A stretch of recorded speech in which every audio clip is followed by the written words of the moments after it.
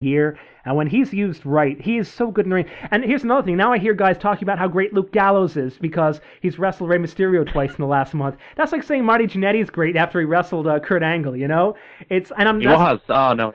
That's like Matt Morgan saying Matt Morgan's really good after Kurt Angle. Yeah, and that's not a knock at Luke Gallows, but Rey Mysterio is fantastic. He's at another level, and he's kind of like an artist who's not fully appreciated in his time. I think 10 years from now, people look back and go, that Rey Mysterio, he was just something. And today I'm glad there's at least some guys like you there, Adam, to say this guy is amazing, and kudos to Rey Mysterio. And then the triple threat, Orton, they've completely screwed his babyface turn, but he'll be a top guy forever because he's talented. But based on what he's done so far, he knows how to play babyface just about as well as Edge does in the main event. And Cody and Ted, Cody I think is great, but they haven't done anything with, and he has all the potential in the world. And Ted has zero X factors, and he's great in the ring, but Ted's never going to be a main eventer because of it. Any subsequent thoughts on those, Adam? No, I pretty much agree with all those. Who do you see bigger star, Ted or Cody? In the long run? Yeah. Like, let's say WrestleMania 30. Ted, I think, because it's such a difficult question because Cody has shown a huge amount of upside. He cuts good promos, but he hasn't been in a position to have credibility, which is everything. He's smaller than Ted is. Ted has a much better look than he does.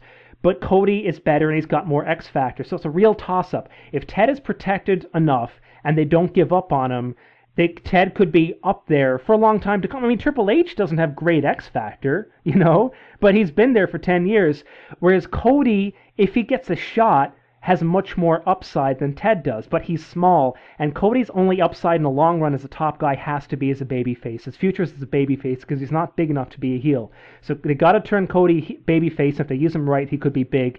Ted won't be big either way because of his personality. So it's a toss-up, but if I had to bet, I'd say Ted simply because of his pedigree. They love him. Look how many chances they gave Randy Orton. Randy Orton didn't get over properly until a year or two ago. They were pushing him for years. They put the belt on him years before he even got over. And I'd imagine he'll do the same thing with Ted. There's also one thing I forgot to say on Raw, and it's been happening the last couple of weeks. I think that this is really good. And Stevie said it a while ago on the show, and I didn't agree with him at the time, but they really should put Sheamus with Cody and Ted after Mania. Yeah. They've been building that up really well. Jerry Lawler said that on Raw like a month and a half ago, and I mean that would make a lot of sense because as a unit, I think there's something that makes sense, isn't there? Yeah, because I'd say if you go back and have a look at the last, say, 4 weeks of TV, where those three guys have been on TV, they've always been in the same ring or the same room or whatever, but they never attack each other. You think they're going? You think they're actually going to pull the trigger on it? Yeah. I'd say the night after. Or that could even explain the finish of the Hunter match, and they could make it official the night after.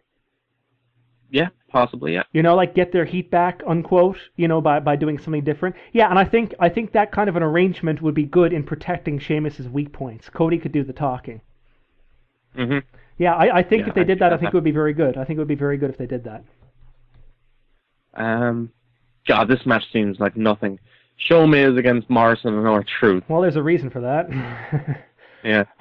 When you throw together a tag team Morrison or R-Truth in 4 weeks, doesn't mean a lot when you have guys with the heart sitting there and well, even Crime Time, someone. Yeah. Well, while you brought them up, actually, let's say the Hearts. I don't know I think they pissed in someone's cornflakes because they've been making them look real bad on TV. Like they've been going out of their way the last 2 months to make them look bad. And the fact they haven't been involved in the Brett angle at all, maybe it's just because Brett doesn't, Brett never liked working with his family. Brett, the thing, Brett, I don't want to say this in a really mean way, but I think Brett's always liked to do his own thing, and he doesn't like the idea of being associated with other people, even within his family. I think he likes the idea of standing on his own two legs.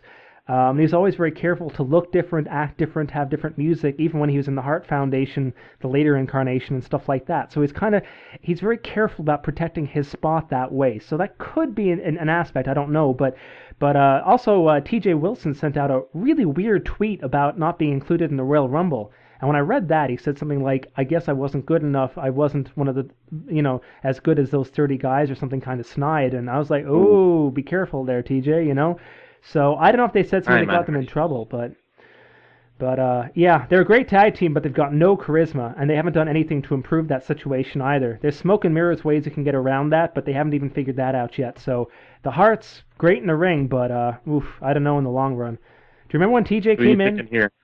Who am I Sorry? picking in which match are we on again? Oh, the tag match. I'm picking Miz and Big Show unless they are so desperate for tag teams they want to do a switch and I'll switch it back like a month later or something. Yeah, I mean, to me, they looked at the card and they said, oh my God, we don't have the biggest guy and we don't have the Miz. I think they were thinking of it more from the Big Show's perspective, but the Miz is a really important guy to have on WrestleMania. He's a really important character these days. The amount of heat that John Morrison versus the Miz, stop me if I'm wrong, Adam, but that was the hottest match on Raw, right? It's probably the hottest segment. Yeah. With the crowd. Now, answer me this. How over has John Morrison been over the last 6 months, realistically? To the level of R-Truth? Exactly. In fact, that might be optimistic. The Miz carried all that heat. The Miz, we've been saying it for a year. This guy is hot. This guy is the future of the company. I don't know if they know it yet or not. And so, yeah, Show Miz versus R-Truth and John Morrison. Big Show, they'll never figure out the magic combination for him, I'm afraid. He's about 40 years old now. But he's doing what he should be doing, in a tag. And I think there's a good position for him indefinitely. The Miz is amazing. Yep. You got John Morrison, you got R-Truth. Both guys, in fact, I always said that the R-Truth is one-dimensional. I think on commentary on Monday really kind of exposed that. And John Morrison's the same way. But I think they're stronger together than they are separately. I've always liked these guys in tag teams. I liked R-Truth when he was teaming with Road Dogg in TNA. I thought he was effective in that role. And I liked John Morrison when he was with Mercury and M&M, So I think, quite honestly, I know it's a makeshift tag team thrown together to get them on Mania, but I think they should stick with that team into the future because I think it's been proven they won't go all the way with R-Truth because he's not a company guy and he's in his late 30s, and they want to go all the way with John Morrison, but maybe they've figured out what we knew a year ago, which is that you can't because John Morrison doesn't have that level of charisma or personality. And I think it's a good role for both of them, and I hope they keep it because in this role I think they could be effective. Joe, just looking at this card right now, it kind of strikes me. 9 matches, only 3 titles. And that's a good thing, but I'm just saying if this was 7, 8 years ago, it would have been 9 matches, 9 belts. That is a very good thing. Let me see. Yeah, neither of the women's belts are on the line. That gets rid of a lot of dead weight right away. Where's the IC and the U.S. belts? The IC is Drew in the ladder match. The U.S. is Miz. Who's in the tag match. That's right. Yeah, you're right. That is a vast improvement, isn't it? Huh. Yeah. If the buy rate bombs, I'm sure it'll be because of that. Or insert excuse here. Okay. Money in the Bank. I'll run down the people first. Christian, Dolph, Kane. In fact, Shelton, why don't we do these one by one? In fact, because then we can throw in a quick. One by one. I'll just say we'll do that after. Yeah. Swagger, MVP, Matt Hardy, Evan Bourne, Drew, and Kofi. So, Christian. What does he have to gain in this? Are you talking about in terms of him winning or in terms of his future? Well, say winning first, and then. Okay, for winning, Christian, his chance, I'd say, I put him at maybe 1 in 20. Huh. Okay. You can. Do you already have a winner picked out? Yeah, I do.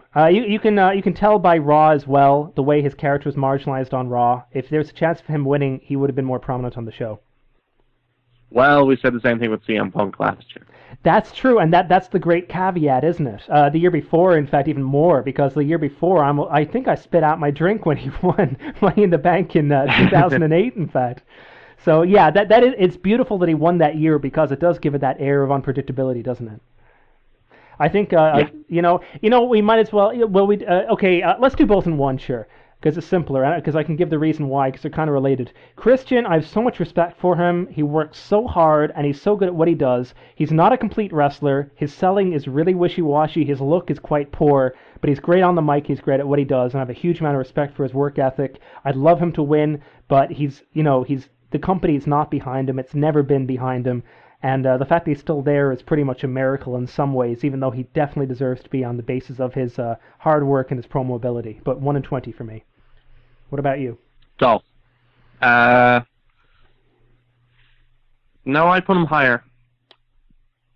I'd say he's one of the favorites. Okay.